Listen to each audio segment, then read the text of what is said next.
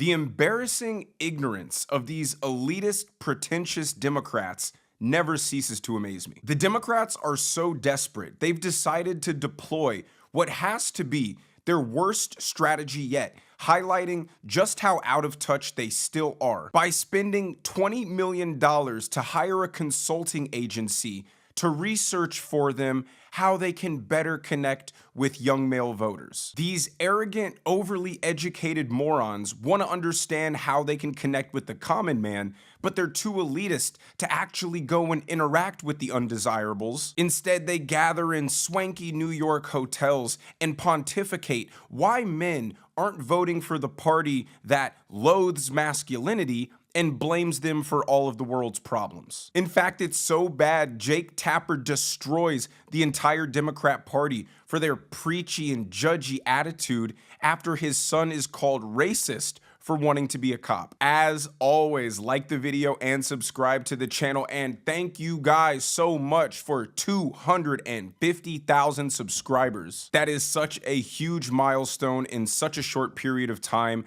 I am honored, I am humbled, I appreciate the support. Do me a favor and hit the like button, let's run this video up, and also be sure to turn on the notification bells because I'm seeing that YouTube isn't pushing out my videos to every single subscriber. So to make sure you never miss one, turning on that notification bell is important. But ladies and gentlemen, I'm about to show you the most embarrassingly hilarious example of why the Democrats just don't get it. They remain to be out of touch. Let's hear from the two Democrats who are going to discover and fix the problem that the Democrat establishment has with male voters. Be prepared to laugh. And I also want you to talk about one of the newer articles that you wrote about why men drifted right in the previous election. I consider myself a resident expert on this because I am a man, so I feel like we could have an interesting conversation on the conclusions you reached in that article.